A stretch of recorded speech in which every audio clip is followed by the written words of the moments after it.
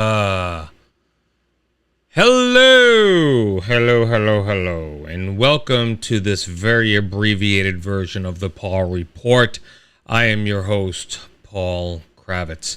I didn't do any lights tonight. I did nothing tonight. So if I look a little shimmery, like a Twilight vampire, it's because, I don't know, I might have taken a bath and sparkles today. Sparkling.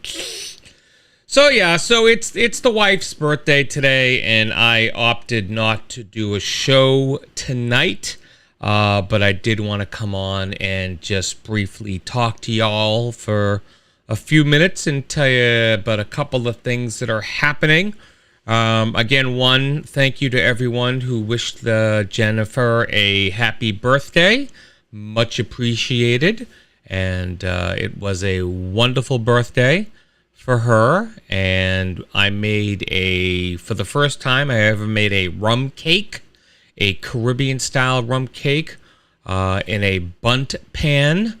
And never made it before. And I even thought I goofed it up in the beginning because I was supposed to let it cool slightly and then pour the syrup on top of it, but I ended up letting it cool completely, and I wasn't sure if the rum syrup would get inside. Now, I used real rum, not just rum flavoring, and I, in the past, have had rum cake, but it was the Italian style, so there was always a couple of hands in my face while I was trying to eat it.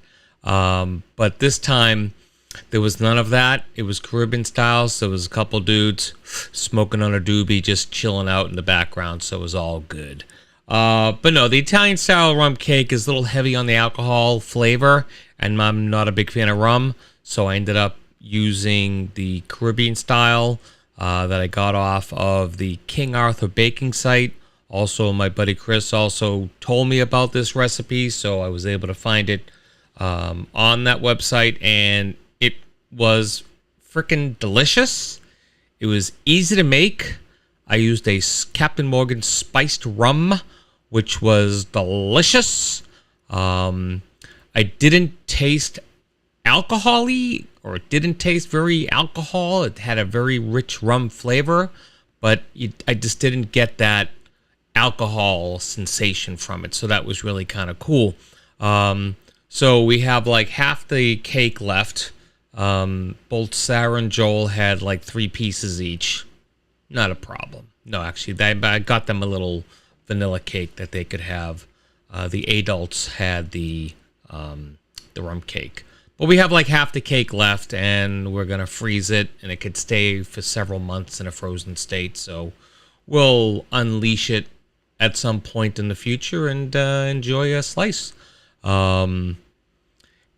Yeah, so the the announcement is that the Paul Report will be moving back to Thursdays after Labor Day. I may take next week off, I'm not sure yet, but my plan is to come back next Thursday, so a week from this coming Thursday. That would be the 8th, I believe. October 8th. No, October. September 8th. September the 8th. Will be coming back 9 p.m. on a Thursday. Back to the original day that I used to be on before I thought I was going to be bowling on Thursdays, but then things changed. We ended up staying on a Tuesday night bowling schedule, so my show will be on a Tuesday. I don't know if you noticed, but I got my hairs cut. I actually went to the sports cut, and I said, "Hi, if I tell you to leave enough hair on my head that I can grab it, would you understand?" And she went, "Absolutely. Why?" I said, "The last person I told that to gave me a buzz cut."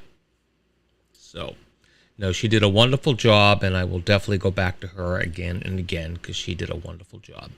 Got me nice and close on the sides. Hey, look, the birthday girl's on. So I do see there's a few people on. If you are in the chat, just say hi just so I know that you're here. there were a couple other things I wanted to bring out to you all. The show changing day and date, I think, the time staying the same. It's still going to be 9 p.m., but the day of the week is changing to Thursdays, which, quite frankly, I did a better job on Thursdays than I did with Tuesdays. So we'll see how it goes, and I'm sure that we'll be right back to form. I am working on a couple of guests to come in over the next several weeks.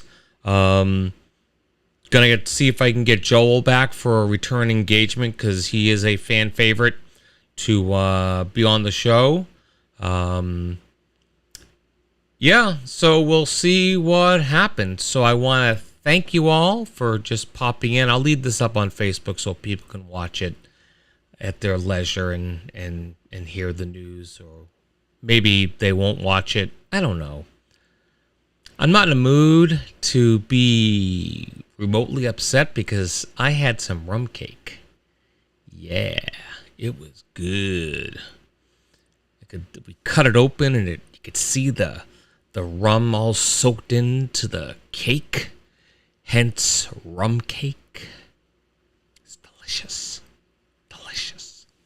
So if you ever want a rum cake, the Caribbean style rum cake, I'm your guy. I'll make one for you.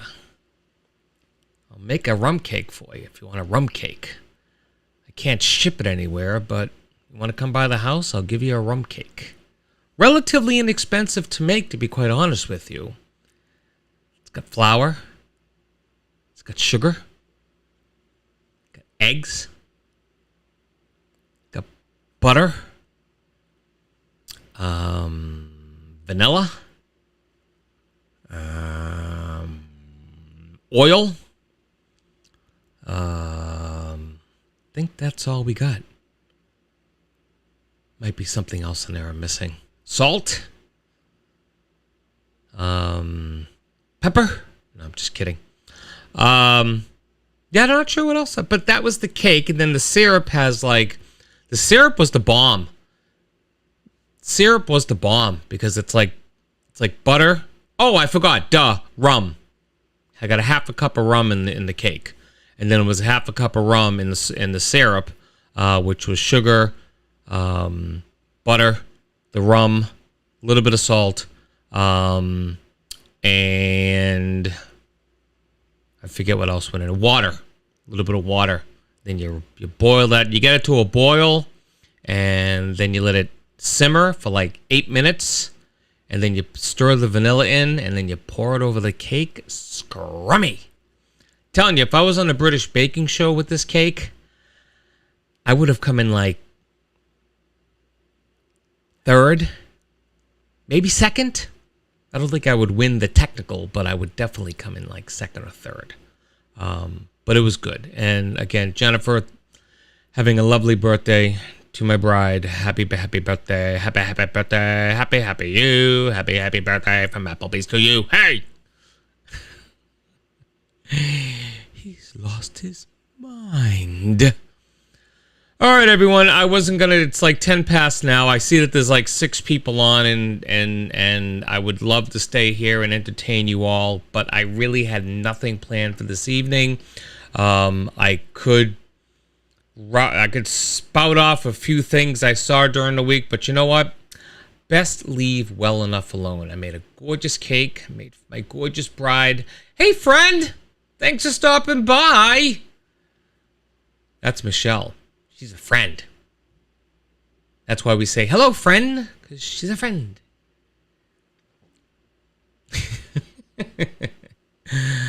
Oh, yeah. Anyway, yeah, I'm trying to think of...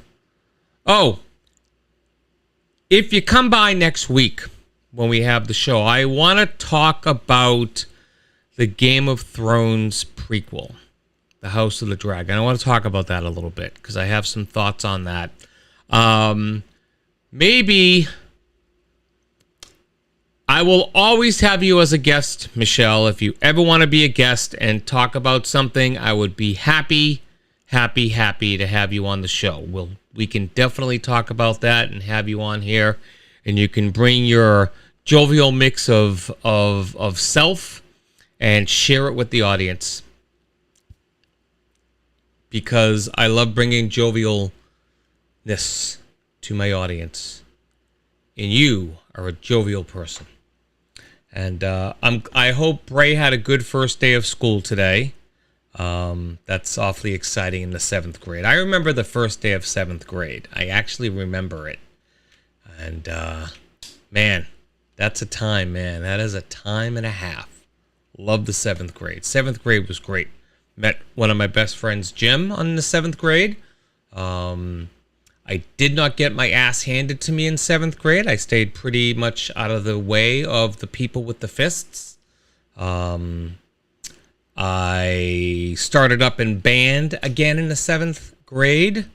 I would be remiss to turn the tide just for a second and wish those who knew and were friends with Dave Alexander, who passed away recently. He was a product of Malden High School Band, very talented, very gifted. I believe I'm having a memory that he worked at Caldor with me at some point. We lost touch after high school, but I later found out he was a touring member of the Monkees and Mickey Dolenz, which I think is flippin' fantastic. But he sadly passed away recently, so to his family, friends, and anyone who knew him, what people say is, may his memory be a blessing. So, yeah, that kind of bummed me out. All right, kids, I really am going to go now because I have a task in front of me, which is to do the dishes, because I refuse to let my bride lift a finger on her birthday, and then I have to put all the food away, well, whatever food's left to be put away, and then I gotta start preparing for next week's show. So there you go. Oh, last thing, if you're looking for a good time on Friday night, 8675309. No, just kidding. If you're looking for a good time on Friday night, you want to see a fun movie, The Cabot is playing Tron, the original 1982 Walt Disney flick Tron, starring Jeff Bridges as the dude in cyberspace. Bruce suffering the fuck of the hash. Bruce Boxleitner, David Warner, the recently deceased David Warner, is in this movie. You got to come down to the Cabot. You got to get a chandelier. No, you got to come down to the Cabot. Friday night. Tickets are like $12, assigned seating. Come on down. My son and I will be there having a grand old time. It's a great movie. It's fun for the kids, and fun for adults, for those of us who saw it the first time in the theater. So we'll be there Friday at the Cabot. I'll post it in my website anyway, or post it on Facebook, because my website hasn't been updated in months. All right, everyone, have a great week. We'll see you next week right here on The Paw Report. Good night, honey. I'll see you in a few minutes. Michelle, thanks for coming by. We'll talk to you soon about being a guest.